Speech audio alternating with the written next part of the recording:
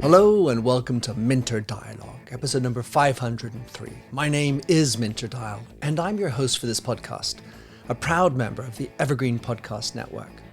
For more information or to check out other shows on the network, please go and visit evergreenpodcasts.com. So this week's interview is with my friend Charlie Birney. Charlie's a fellow podcaster who co-founded Podville Media and the Podcast Village, where he consults and helps produce notable podcasts such as The Lincoln Project or the 1600 Sessions. He's also author of the newly published The Tao of Podcasting that uses the wisdom of Taoism to help navigate the world of podcasting. In this conversation with Charlie, we discuss Taoism, Charlie's career and creative outlets, the evolution of podcasting, and some of the pearls in his book, which he wrote and illustrated. This episode is loaded with interesting tidbits and resources. You'll find all the show notes on minterdial.com. And if you have a little moment, go ahead and drop in a rating and review, and don't forget to subscribe to catch all the future episodes. Now for the show. Well. Charlie Birney. One podcaster to another, one friend to another, one musician to another. In your words, Charlie, how would you like to describe yourself? Well, first of all, thank you so much, Minter. I'm honored and delighted and thrilled to be with you today. Professionally, I describe myself as the chief listening officer of Podville Media. And my business partner often corrects me, says, I want you to say chief listening and viewing officer because we do so much video. In my, if I could be remembered other than as a nice person, I'd like to be remembered as a creative person. I've always felt when I did a mission statement with a Covey coach 20 years ago now, creativity was the magic word. And so I'd like to be remembered or thought of as a person who was creative. And so I hope that answers your question to some extent. Well, we're going to get into it. Let's just work on the creative side and tell us, please, what type of things turn you on in terms of being creative? Because I know in your book you have your drawings, but you have many facets to your creativity. Well, there's certainly music, as you mentioned as we got started. I've written some music. I'm writing a book about Dad, trying to honor the 20 folk songs that he wrote when he was alive. And if I may divert just for a moment, I had absolute joy listening to your interview with your father, and it made me think, as I do. Listening to podcasts makes me think of completely unrelated things. In this case, it was not unrelated. I was thinking about my father, who passed 2 years ago in the week of our insurrection, and all of the things that I worked with him for 19 years. All of the things that we'd shared. And I was so envious of you having this wonderful interview with your father. I mentioned it to Oscar, my business partner. He said, but you did interview your father. I'd completely forgotten. I did an interview with him. It's somewhere on SoundCloud where I asked him about his origins in sailing, a passion that he had his entire life. And I shared with him, still sail today. And it was wonderful to remember that I had a brief interview with my dad. But thank you for sharing that with me. It was absolutely wonderful to be part of the audience for that. What you do in creativity, and obviously you're going to have to resurface that interview with your dad, with whom you were so close. But what else do you do? Well, as you mentioned, I draw. I started drawing music, occasionally writing. I wrote a couple of really great poems, in my opinion. I started drawing in high school in the margins, just like Sergio Aragon's from Mad Magazine. And I've kept drawing, or I definitely call it doodling. The style that I draw, as you could tell perhaps from the illustrations in the book, I call the unfinished line, because I don't really draw everything. It's not a complete, I may not draw your leg. I may not draw half of your face. I leave the lines extending. There's the great caricaturist, Saul, the Lion King, Saul Hirschhorn. What was his name? Anyway, the caricaturist do so many beautiful drawings, but most of those lines are finished. They go to a finite point. The nose, the eyes are completely drawn. That's just not the way I do it. I draw very quickly and try to catch a glimpse. So I used to carry around, back to creativity, Minner. I remember in college I had a Snoopy notebook that would fit in my breast pocket, just because I had so many darn weird ideas all day long. And of course, I use my phone notepad. It's not quite as romantic as drawing with a good pen or a good pencil, but it's just always been something that I've always felt I just have lots and lots of ideas, and if I can capture them all, wouldn't that be a thrill? This year, with the completion of the book, I'm trying to capture as many of these things as I possibly can. I'm in the process of writing about 7 mini comics, which are, if I may be so bold as to give you an analogy, when you're not a comic book artist yet, and you take an 8.5 by 11 piece of paper, and you print on all four quadrants on the front and back, then you cut it down the middle and you make what's called a mini comic. Right. And I've gone to small press expos in my area of the United States many times and picked up many copies, for a quarter or a nickel, of people's mini comics. I'm writing one about the Tao of Podcasting, one about the Picha Kucha, the 5-minute speech. And I'm trying to just use this time in my life to explore and push the unlimits of my creativity, as I haven't. The last several years, as you know, I've been solely focused on, outside of family, solely focused on promoting and building our podcast business here at Podville Media. So I've always felt I have, and other people have. I was actually asked at my the real estate company I used to work at to do a short lecture on creativity, and I was very pleased to do that many years ago. I'd love to do more of that. So, well, what I can say, Charlie, is that it was a really refreshing and lovely way of reading, to sort of go from the short stanzas to the image and back, and see what relationships there were, plus the little comment you always had. So let's talk, Charlie, now about your voyage into podcasting, Podville and such. How did you get into podcasting? Well, I appreciate it, because I love telling the story. As a religion philosophy major, I got out of school and didn't really know what to do. It's not something like most of us, by the way. Yeah. I got a job working on a construction crew for locally, a company that my father was a little bit involved with. Looked at teaching, but I wasn't really cut out for that. And then began to work with my father. We were just about to embark on a huge development project, actually a golf course of all things, and became one of the most environmentally recognized golf courses, certainly in Maryland. And then later on in my career, I worked in that company for 26 years. Later on in that career, I was tasked with creating a corporate philanthropic organization for the brick companies. But as I did that, Minner, I thought, I've got to learn how to promote this and talk about our good works without spending any money promoting it. I didn't want to use money I'd raised to buy an ad, to do anything at all. I only wanted to give it back. And if I can tell you one of the ideas that I still think is a big idea that I had there, we created a matrix when I started to try and figure out where the money should go. I had a board of advisors. We sweated this out. I had my closest friend is a philanthropy strategist. We worked this whole matrix out. And then I realized, we decided where we would give the monies to. But then I also loved all the staff. We had about 100 people working for us, and I would go around to the various properties and talk to them about this. And when I asked them, I'd done everything I could to promote our philanthropic work. When I asked them, did anyone at all know where we gave the money? There was absolute silence in the room. One old guy in the back of the room said, well, I think you gave some money to Children's Hospital. And I got him to tell me why. And he said, it's because my grandson had to go in Children's Hospital, and that stuck. And I was ready for this answer. And I come up with an idea. And if I ever give a TED Talk, I'd love to do this. I called it the VGP, the Volunteer Grant Program. So this was an idea I had out of some associations with the philanthropy, I'd heard about something called a time bank.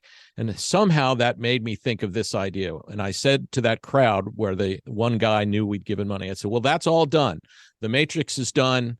Nobody's going to decide where the money goes anymore except you. So here's the way it is.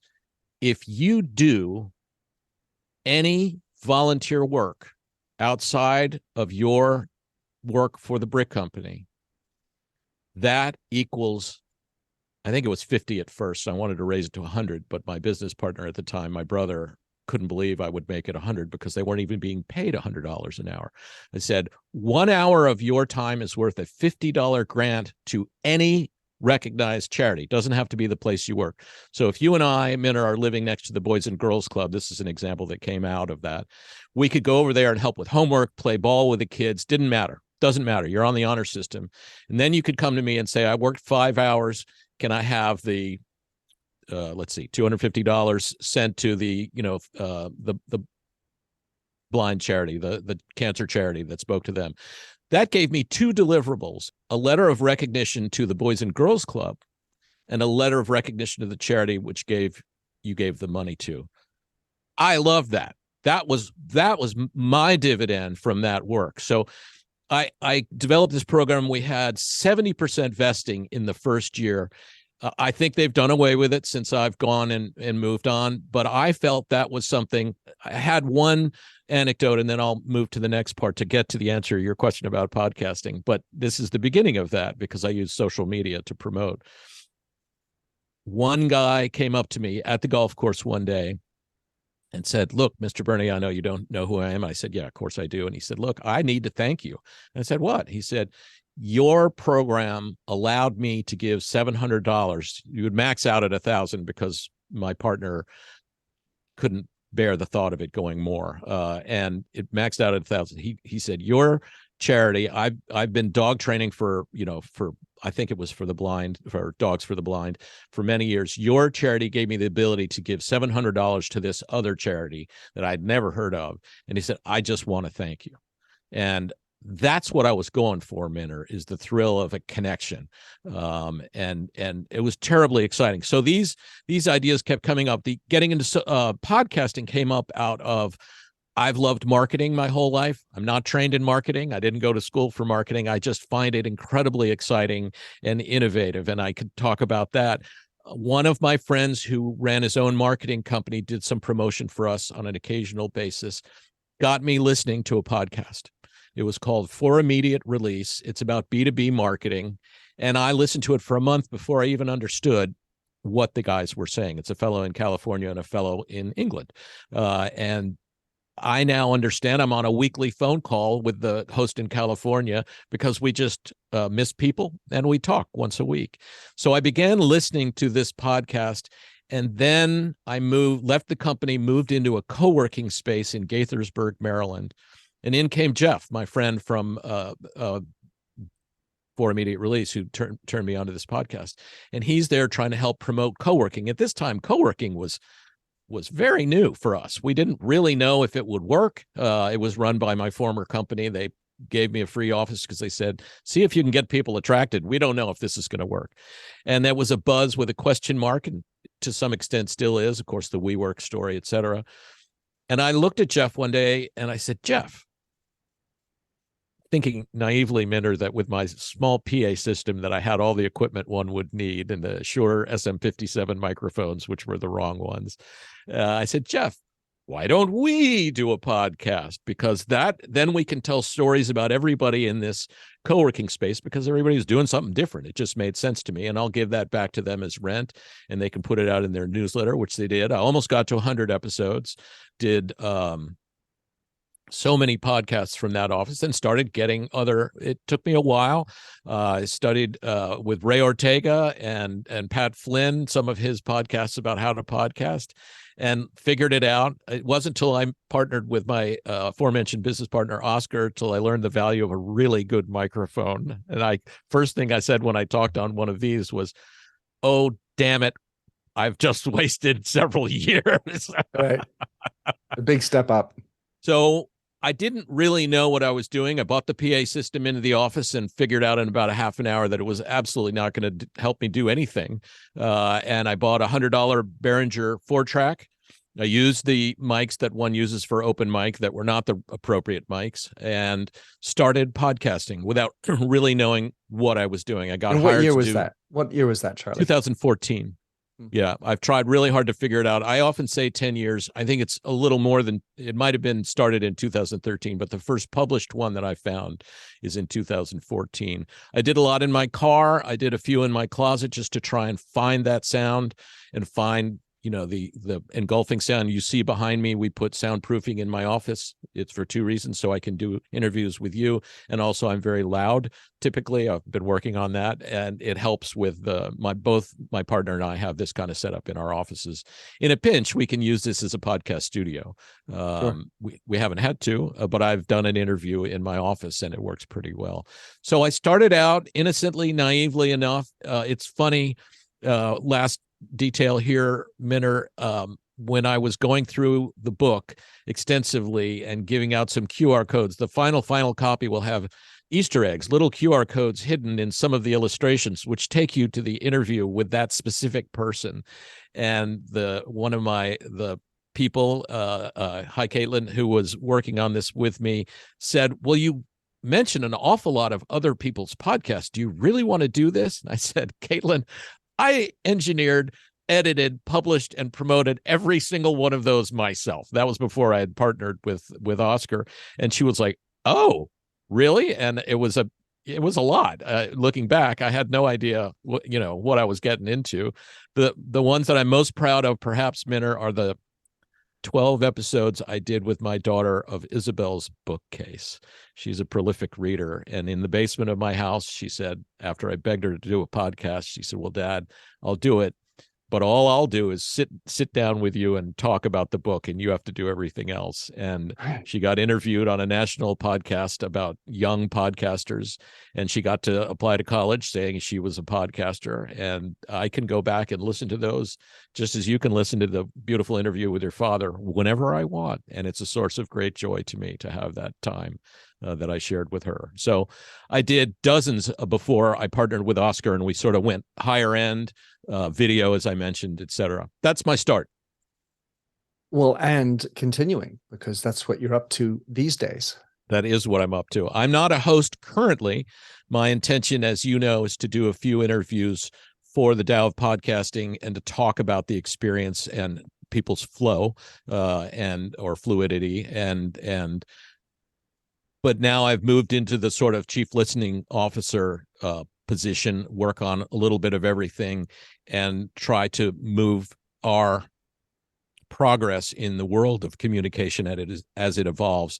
Now, as you know, when we were in Glover Park, the first day Instagram stories came out, we published one for a client the first day. I was overwhelmed that we could do that. It was Santana Moss, former Washington football player, and he's gone on after doing 2 years of his show in our studios to TV every day, and that's was his journey. I hope to get a chance to talk to Santana about that. We've tried to, I call it falling forward. We've tried to always fall hard forward into the front edge of the wave. So whether it's TikTok, Reels, whether it's creating that social media or that dialogue, as you do so elegantly and eloquently with Dialogos, we're trying to embrace the next. Change is a constant, and trying to move forward with that for the betterment of I don't call them clients anymore, I call them partners, because when you partner with Podville Media, we're really trying to think about your best interests. And in several occasions, hardcore decisions have been made when our clients weren't paying attention, and we called them up and said, "Hey, this just happened. You need to respond. You need to respond today and put out such and such and such content." So we try really hard to innovate and to think of what's next. So ChatGPT, we've already, the conference I'm attending has several sessions talking about that. We used it the first week we heard about it inside of a podcast. I don't know if you know Schoolhouse Rock. The fellow who founded Schoolhouse Rock had just passed. One of our daily podcasts, they really love Schoolhouse Rock, and they said to ChatGPT, "Can you write a song in the manner of Schoolhouse Rock, et cetera, et cetera. And then one of the hosts of that show is a mimic, and he did the sort of the famous fellows who sang most of those songs. I apologize, I can't remember his name. And he did the whole thing. So we're not using it on a daily basis, but we got busy with it right away to try and figure it out. I even asked it to define Taoism. And I used it on the mini comic when we had descriptions of microphones that were too long to put in the comic. I took the long description and said, summarize and write a title. And it was fascinating. Would I use it every day? I don't know. Certainly transcription and show notes could be used in a very effective way. So we try to fall forward.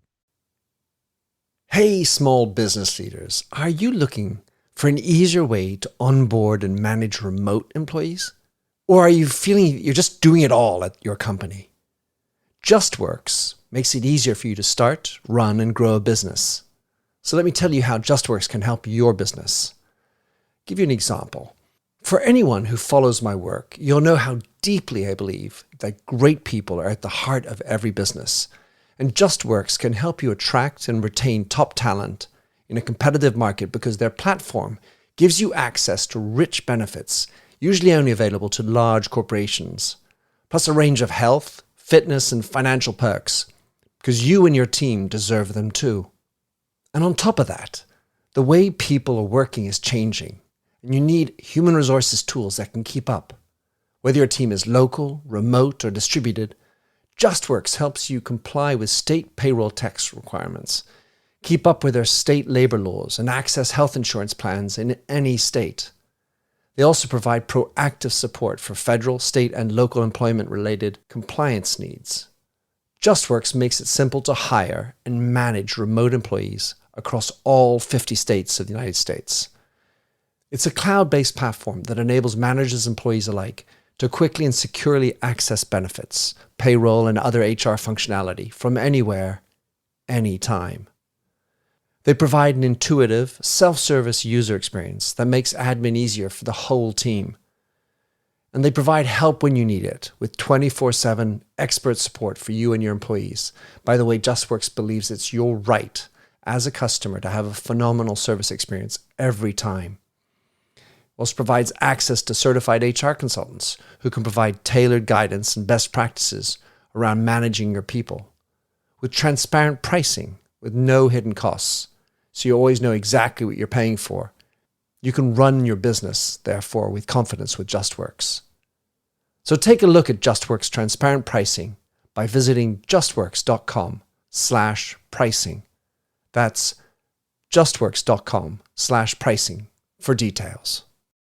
I love that idea, that concept. And of course, that's another thing you have in the Tao of Podcasting. So you now run Podville Media with Oscar Zabalos, and you're in podcasting. And what I was listening to the latest version of The Infinite Dial, which is run by Tom Webster and shown with Jen Sargent from Wondery. And it does seem that podcasting has hit mass media. The problem that I'm seeing is that you got so many podcasts. Now the challenge becomes a little bit along the lines of what you talk in social media, is how do you stand out? Because there's probably hundreds of podcasts about leadership. There are hundreds of podcasts about podcasts. There are hundreds of podcasts about crime or whatever. So many are out there. Well said. Yeah. It feels like, you're going to have to be big, just like with the large learning language models that ChatGPT is based on. It's going to be the big ones that push their way through money and buying space and so on. What do you think, and how do you advise clients to get theirs to be better distributed? Well, that's really the question. And it's not always easy because some clients, as I know you're aware, don't listen perhaps to what you tell them is best. Oftentimes, when a client comes in and says, I want to do this, a future partner comes in and says, I want to do this about that, that whole conversation may evolve the partner's image of their goals, because we've been down this road so many times before. But to address what you said head on, there are many times when we say to a client, I have a favorite partner, who's been working with us for several years in 2 locations and does amazing work. It's called Power Station. It's about community betterment, community involvement, all the aspects of community, both here in the Washington, D.C. area and nationally, that certainly in the D.C. area, there's so many things I've learned about community and need in our community that I didn't know as a 60-year-old. I have learned. And that's a powerful thing to say. I've learned so much that I think is terribly valuable. I support this person emphatically, but I can't get her on Instagram yet. And I think that she's got so many fascinating clients. And if you ever listen to this, you'll smile, because she has so much potential. It ought to be on PBS or NPR on the weekends. And all of her interviews are with people who are going to be active. I'd say 90% on Instagram. That's the platform. Certainly it's the lowest common denominator here. And I want her to be there with the studio selfie, with the 5 seconds of, I just finished an interview with XYZ. And so there are times, as Dad would say, you can lead a horse to water, but you can't make them drink, that some of our clients don't listen to our advice. I think it's a mix. I think you would agree, of social media, the podcast itself. You're very diligent about posting in the various forms. LinkedIn, of course, is very important. In my opinion, is very important, not in everyone's opinion. And it's how do we network today using the most viable tools? And that's something that we try to advise. It is a massive amount of podcasts. Of course, there's many that fade when you go to the store and you look, when's the latest episode, and it's 2 years ago. I usually just don't go there. And I try to listen to everything we produce as well as everything that I can consume outside of our production, so I don't get a blind ear to what we do as being the authority. And I do that a lot with past clients, with folks I've never heard of before. I've recently started listening to The Mindset Mentor. Really enjoy Rob Dial's comments. They make me think. He often mentions Alan Watts, who's one of my favorite Taoist authors. That gives me a little thrill. And so it's a never-ending quest to figure out what are the right channels that will help and promote and boost that specific podcast. So that's an ongoing, always developing. I mean, what's next after TikTok? I don't know, but there will be something. And what's the next way to help a client get a sponsorship or get a corporate sponsorship? What's the next best way to make this evolve in its ability to communicate with its intended audience and beyond? That's something that's always a question, and we spend a great deal of time thinking internally and with our partners and friends and our employees. As I said, we're now going back and saying, what's our mission statement? Let's rewrite it. Let's rethink it. We've evolved in what we specifically technically do so much. Again, I started out only wanting to do audio. I called it a cocktail for the ear, and thinking, I found my home. But it was my clients at that time back in Gaithersburg, Maryland, who started saying, you do video, don't you? I got to have video. And I thought to myself, no, I don't. And then I said, yes, I do. And I found a partner, Antonio, if you're listening, Antonio, who helped me get through a first live angel investor dolphin tank kind of a situation, not knowing at all what I was doing, but knowing that I had to follow my nose, if you will. Well, hopefully you had some nice dolphins squeaking around you. So, Charlie, let's talk about the Tao of podcasting. So I've never actually read a book of the Tao of anything. So that was a lovely introduction to the idea. So I want you to tell me about your experience with Taoism and how you got in even to this idea to begin with, forgetting the podcasting side. Sure. Well, it starts long before podcasting, to be honest with you, Minner. And when I send you your copy of the book, you'll see, I can show it to you on the video here, that in the introduction, I show a picture of the inside of Alan Watts's book, The Watercourse Way, which is one of the really great books on Taoism. And it's signed right up here by my brother, Rodney, because apparently I stole that 30 years ago from him when he went off to college. Rod, my brother, love you, Rod. Raphael now is a Sufi priest and a doctor of psychiatry. Rod went and is on a lifelong journey to find what is. And in high school, he began, as we did in the I guess that was the late 70s, just trying to think here, Minter, with TM. You remember Transcendental Meditation, perhaps. Sure. And Rod would meditate. And I remember when his friend Chris Hillcoat would call, and I'd love to go to his room when my mom told me, he said, "Get Rod, Chris is on the phone." And I knew Rod would be very upset because I'd knock on the door and say, "Rod, Chris is calling." And he'd say, "I'm meditating." And I have so much respect and affection for Rod and his journey. I attended his Sufi wedding and his Sufi ordination and can talk about that. But Rod started me because he had read Alan Watts' book, The Watercourse Way, and several others.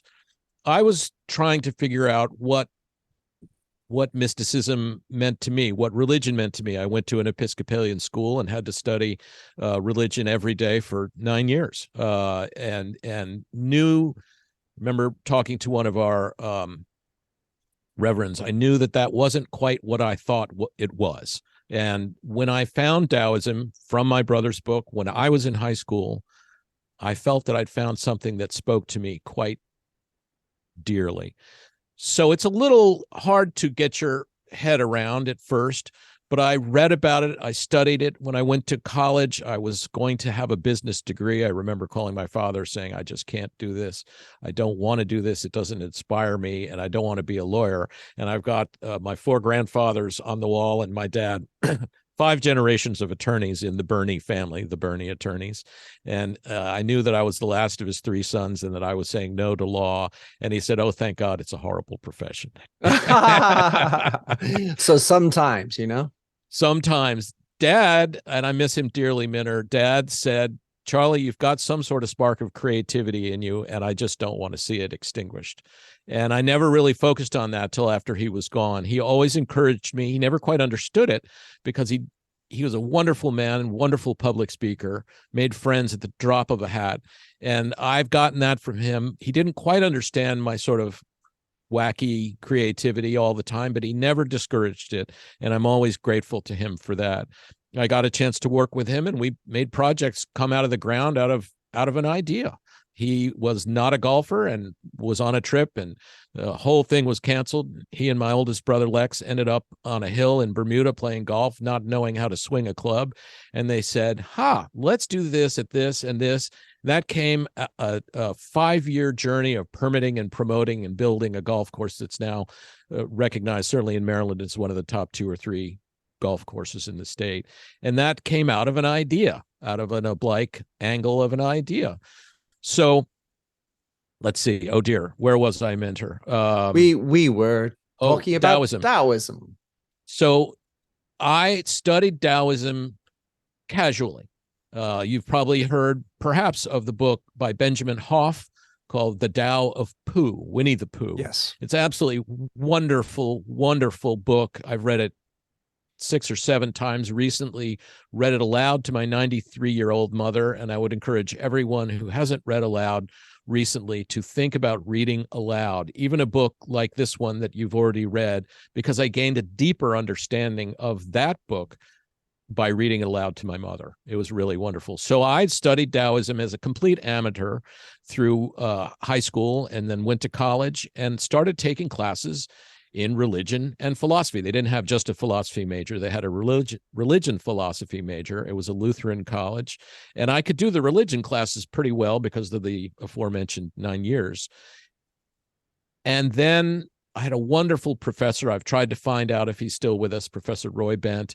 He encouraged me. He was very open. When I chose religion and philosophy, I went from room with 60 or 50 or 40, people to classrooms with 4 or 5 people, which was good for me, if you know what I'm saying, Minter. I do.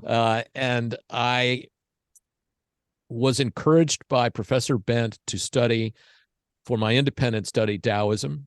My college paper, I don't know if it's the only one I got an A on it, but it's the only one I've saved. I got an A. It was called The Tao of Sailing. I had just done a semester program. I'm sure you're familiar with the like in my junior year, and sailed a 2-masted gaff rig schooner up from St. Thomas and the Virgins to Mystic Seaport, Connecticut. Wonderful, wonderful experience. And had been sailing all my life, taught sailing at summer camp. And so for Professor Bent, for my independent study, I wrote the Tao of Sailing, and I've got that in PDF form today. And if I ever have a website for the Tao of Podcasting, which I'd like to do very soon, So I you will mean probably when you have a when I podcasting have. site? Well, I keep Right. talking to one of our guys about getting it, and he keeps being busy. So we are doing that. And I wrote the Tao of Sailing in college and have always studied it. In the back of my book, I think there was a picture in the copy that you received. It's a little different There now. is. I have a pretty large collection of books on Taoism. The central book of Taoism, I won't call it a Bible, is called the Tao Te Ching. And it is 81 passages of poetry, of 81, they were brushstrokes, Chinese calligraphy at the time, written by Lao Tse, the Taoist master. Now, in approximately 300 BC, Lao Tse was tired of the bureaucracy of the modern world in China, and he was allegedly going off to the barbarian wastelands to finish his life. And on the way out, one of his students saw him, and this is an anecdote, but it's fairly well acknowledged anecdote, said, "Oh, master, before you go, could you please write down some of these teachings, because we don't want to forget them." And it's a form of naturalism, if you will. And so he wrote down the 81 verses of the Tao Te Ching. I have several different translations. There's two words here, translation and interpretation, several different translations of that text, the Tao Te Ching. Recently, Benjamin Hoff, the author of the Tao of Pu, has published in the last year his own translation of the Tao Te Ching, which I cherish. He goes into wonderful detail of the verses. He's done his best to read it in its original form, as if we could read the Bible in its original form, that's probably the way we should be reading it. I did a whole study of gospel parallels in college, and it was fascinating. It's like archaeology of words. And so I've got, I think, 4 or 5. Ursula K. Le Guin, the author of the Earthsea trilogy and many other works, has also done a translation of the Tao Te Ching. And so I developed a bookcase of books about Taoism. There are many books, the Tao of, that aren't a interpretation of the Tao Te Ching, which is what the Tao of Podcasting is. I have several of them. Just so I can say, Charlie, that would be that you took the 81 different thoughts and then use that as the basis of translation or interpretation, if you will, into podcasting, as opposed to just sort of talking about Taoism and another topic. You were in the same structure as the Tao Te Ching. Precisely so. So Diane Dreher, who wrote the Tao of Inner Peace, that is a book about, with many stories, many anecdotes, and about the Tao of Inner Peace, but it's not an interpretation of the 81 verses of the Tao Te Ching into inner peace. The Tao of Parenting, the Tao of Motherhood, the Tao of Leadership by John Hyder, who has gone on, is a wonderful 81 chapters. Actually, he added in some extras at the end about interpreting the Tao Te Ching into leadership mantras, if you will. So I've read these many books. My wife and I love to go to used bookstores. It's a great joy of ours. Even before we were married, we just love to go to used bookstores. And she's a prolific reader. I read. No one can read as much as her, or our daughter, who reads. She doesn't get her reading time every day. She gets a little bit annoyed. And I love that. And so I developed a wonderful collection of books about Taoism: the Tao of Physics, the Tao of Chaos, the Tao of Inner Peace, the Tao of Love and Sex. There are so many different versions. The Dow Jones Averages, which is inscrutable as well, and had developed, an amateur, I thought, more than adequate understanding of Taoism. And I will go back to the Tao Te Ching, open it at any page, which is kind of what I hope people will do with this. Read a chapter, think about it, make a note, move on with your day. And I had a drawing. The first drawing of this is in my Pichakucha talk, where I drew a microphone with a yin-yang symbol. And that was it. I wrote the Tao of Podcasting underneath it and went about my business, just as I spoke about that Snoopy notebook, and drew some other drawings and played the guitar and did some dishes and went on my way. And then I kept coming back to that drawing thinking, wow, I wonder if there's something here. And just as the drawings that I put in the book, I had no real home for any of this stuff in the beginning. Those drawings came out of just sheer moments. I didn't have a goal for those sketches that you've seen. And I thought, well, maybe there is something here. And I opened up the Tao Te Ching one day and flipped around for a good verse, and I translated into podcast, if that's the right way to say it, and did that with about 4 or 5 chapters. And then it was my friends who came to my aid, because I tend to share lots of things, specifically Elizabeth Olsen and Jeff Steinbach, and told them about this idea and shared with them a little about it. And they both looked at me in the eye and said, Charlie, that's a great idea. And I thought, well, maybe I could do a few more chapters. Maybe I could do 10. And finally, last year, I said, no, I want to do this. I really think I have something to bring to the table here. And so I kept studying Tao as a mentor, and that's how the book evolved out of me wanting to finish a creative project. My brother finished by becoming a Sufi and a Sufi priest, doctor of psychiatry. I'm so proud of him. And when I went through all that collection, I kept finding books that he had given me over the years. There's a wonderful 400-page book called Sufism and Taoism, and that's a lot of book. And I learned a great deal from reading that book about both, and the comparisons between, two ways of thinking. And Sufism is really gorgeous and beautiful and built out of love. Look, I'm interpreting that he seeded this into you. So I want to unintentionally, yes, exactly. So I want to just talk a little bit about some of the things within the book. So first of all, I'm thinking I need to look at all your sketches and find which line was unfinished. I love that. And second of all, the QR code within, that's a really cool idea. And it does underscore what I'm determining about you, Charlie, is that you are a sharer. So many people might not want to have a QR code going to somebody else's work. They're more like, well, stay within me, stay within my closed garden, but you are happy to let it out. I'm wondering now, 100%. You finished the book. It's now out. What did you learn in writing it? Well, the first thing I learned,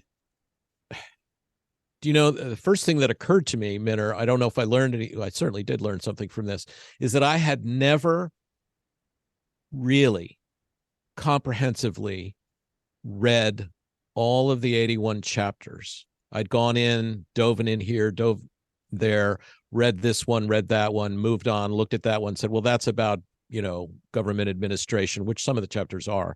It's hard to get that in first reading. But when I did the book, I read it thoroughly.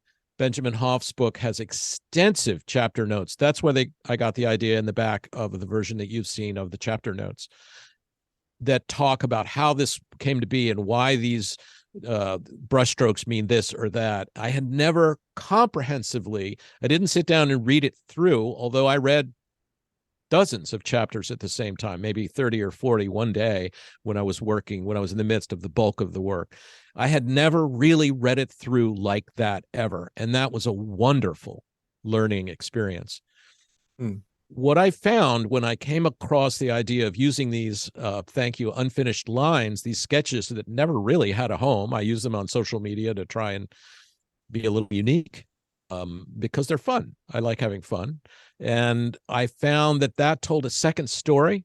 So when I replaced most books on Taoism, whether they're interpretations or translations or books about Taoism, will give a lot of Chinese calligraphy to sort of illustrate the watercourse way, as Alan Watts did. There's maybe 10 pages of calligraphy, and I can't read it in the middle of the watercourse way, but it's gorgeous, and it proves a point about this philosophy.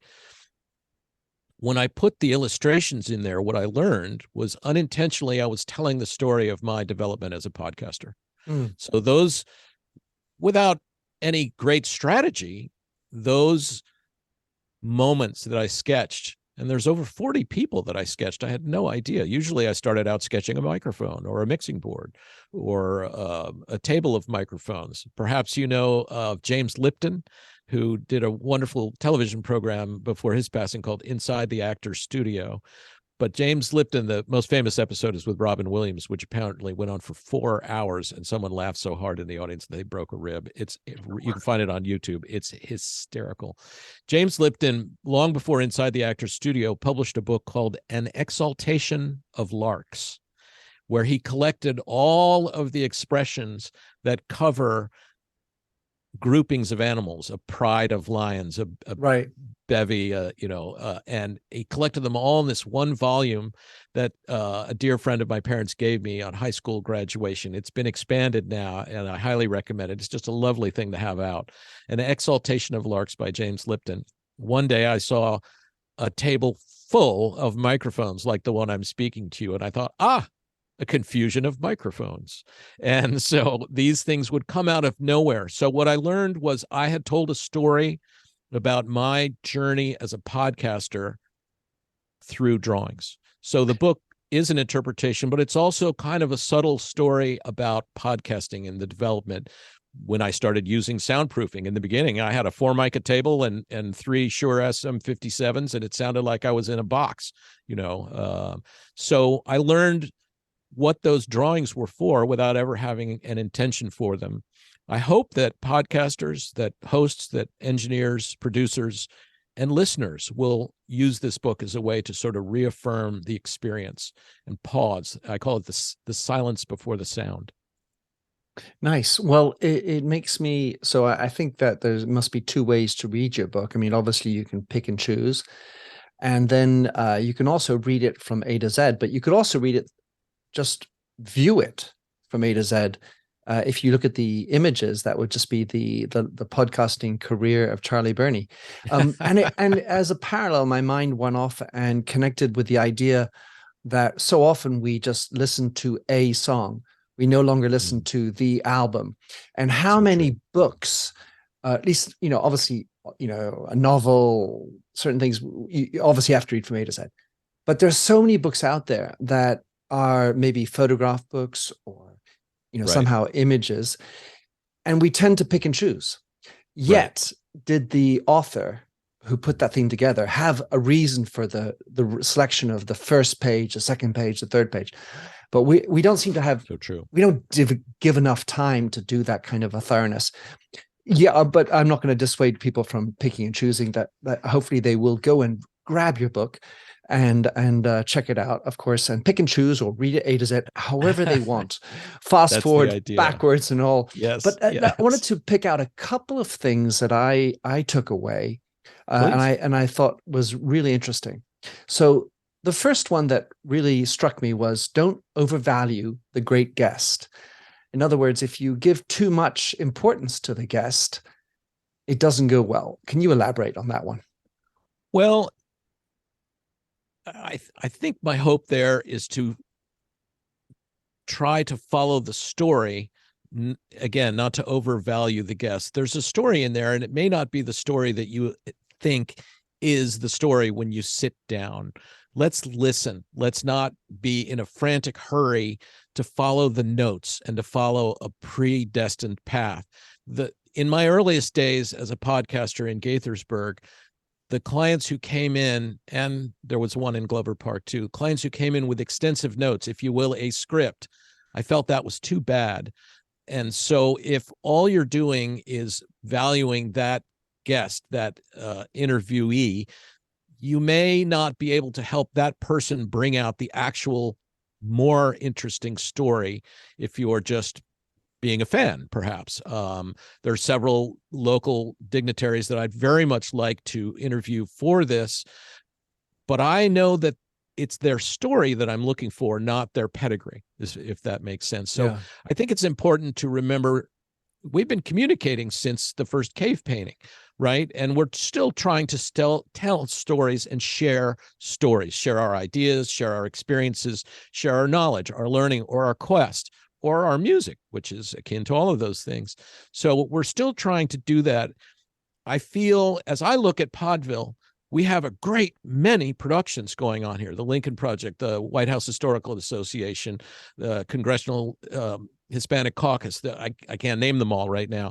So many different stories going on. And our staff here are very busy following tasks, pushing edits, creating social media content. Against deadlines. Exactly.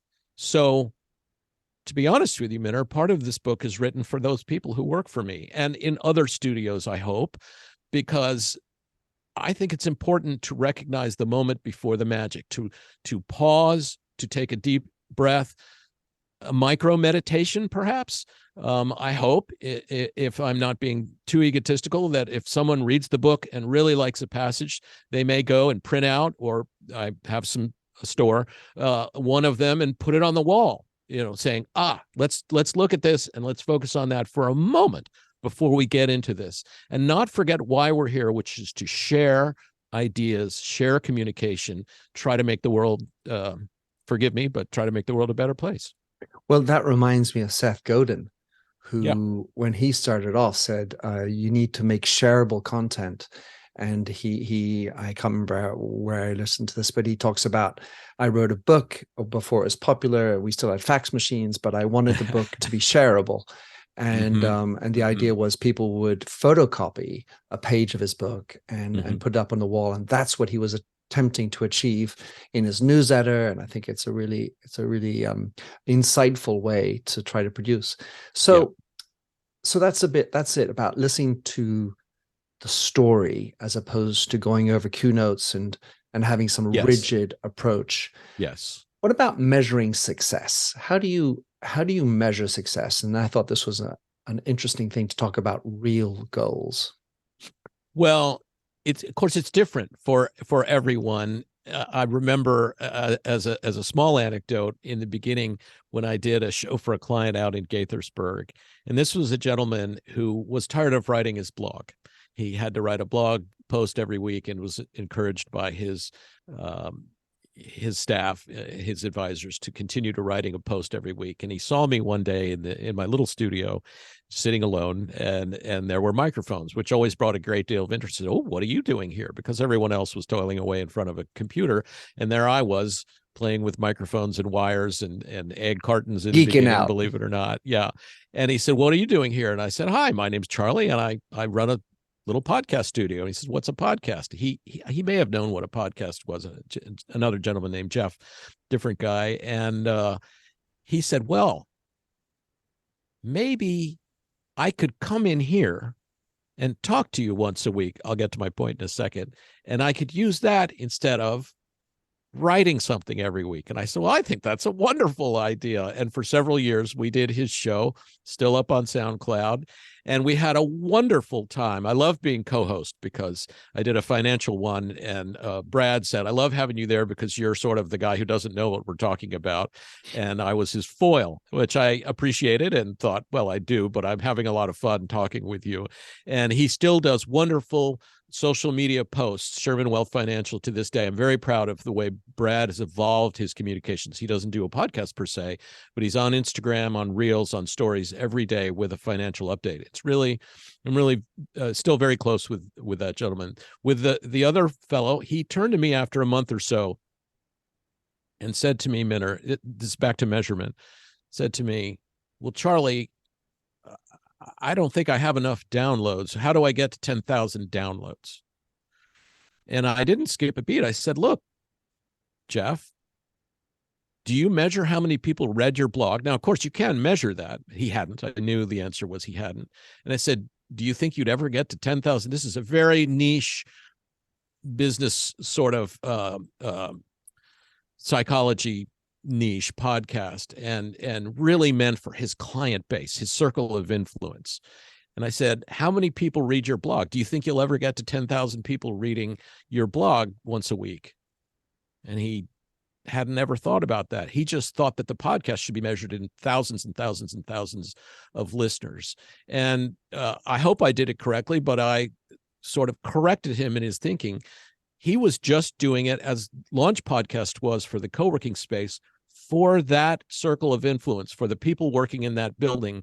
If I interviewed you and you were a tenant of Launch Workplaces talking about your consulting business, although I promoted it, I made social media posts even before the clients asked us to make them for them.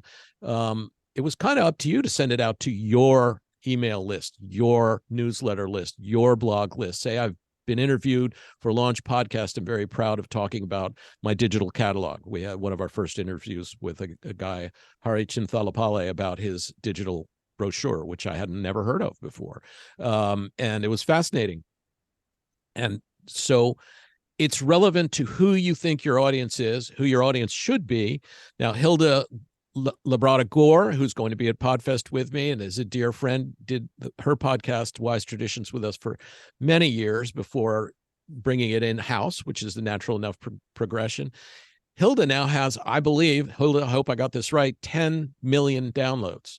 So it's really, really different. It's about traditional eating ways, unprocessed foods, et cetera. It's fascinating. She plunked that down once a week on a Facebook page with 15,000 people following this traditional eating. Again, I apologize, Hilda, if I'm not just defining it perfectly. And this was an audience that was very, very interested in hearing content about that topic. So she's done extraordinarily well, and I'm incredibly proud of her progress. But how we're measuring success really depends on what your goal for that is. Are you trying to make money? A former client of ours, Sarah Fraser, does the Sarah Fraser show, and people complain that she has ads in the beginning, the middle, and the end. I don't complain about it. And she doesn't apologize for it. She directs it. She addresses once a week. She answers comments made on her show. And they say, I wish your show didn't have so many ads. She says, I'm not afraid of that. I'm trying to make a living here. I got the ads there. You know what to do with it. Move on. And she's very successful. She's just got higher in the ratings. She just posted, I think, yesterday. I'm so proud of her. Got to visit her when I saw my son last fall. And she's got a little baby now. I got to hold a baby minnow. I'm a dad who loves holding babies. My wife used to say, if you can't find Charlie at a party, she said, see if there's someone with a baby, because he's going to ask them to hold it, which was absolutely true. And still to this day, although it's a little different these days, if you know what I mean. So measurement is a quandary. Now with the Lincoln Project, with some of our clients, they're specifically interested in the metrics. And my partner is very deep into that. Some of our star employees, they're all stars, are deep into the measurement in the traditional ways we think about measuring a podcast success.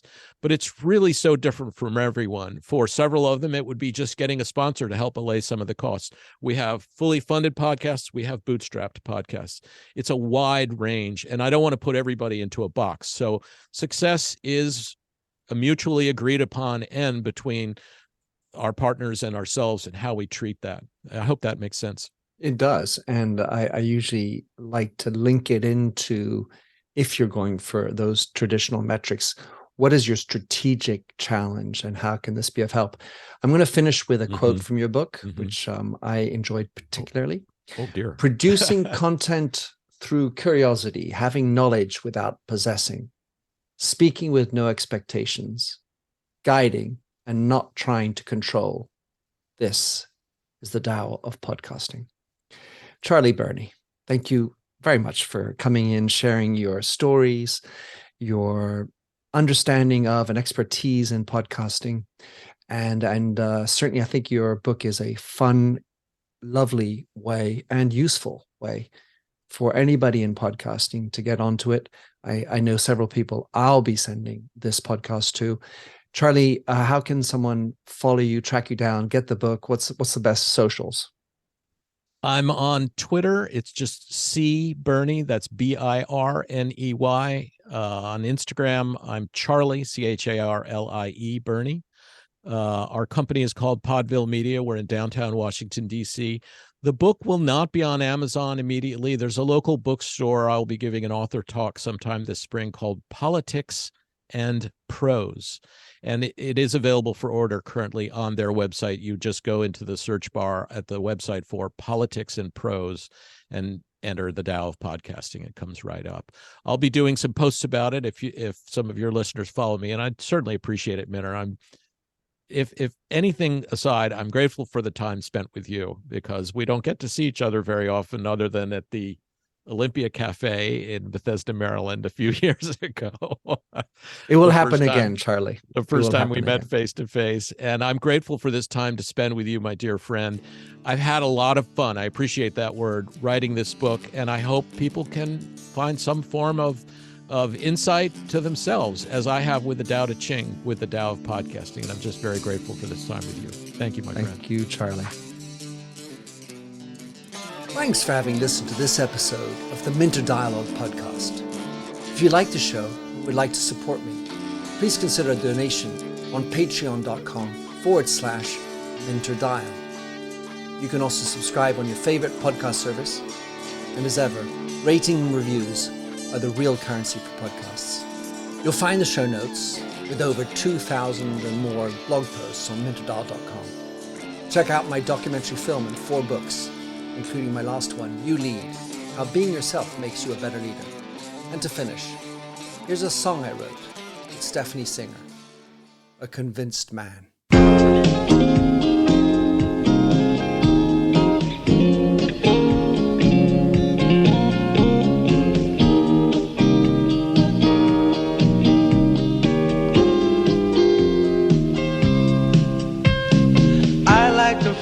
A stranger tucked around me, precipitating the danger to feel free. Trust is the reason, still I won't toe the line.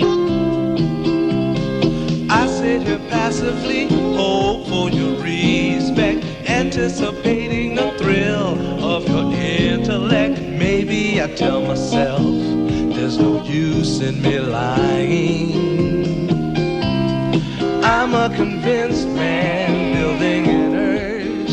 I'm a convinced man, to live and die submerged. A convinced man, in the arms of a woman. I'm a convinced man, challenge my fate.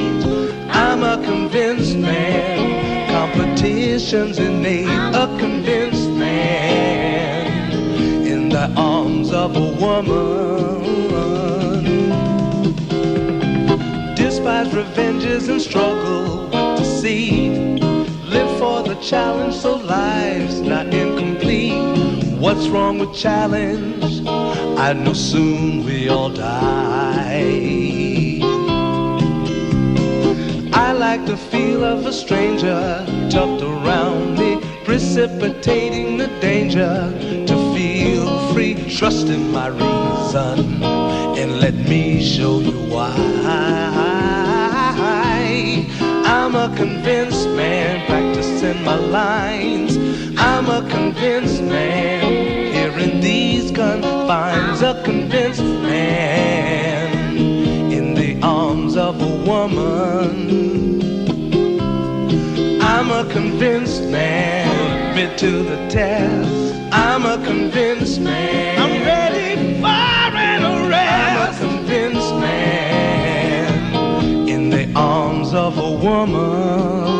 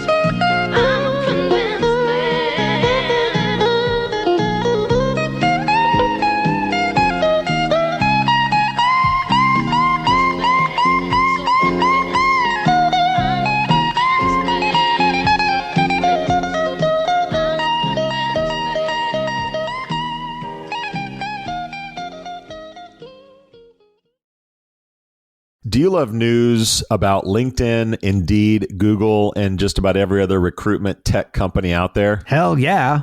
I'm Chad. I'm Cheese. We're the Chad and Cheese Podcast. All the latest recruiting news and insights are on our show. Dripping in snark and attitude. Subscribe today wherever you listen to your podcasts. We out.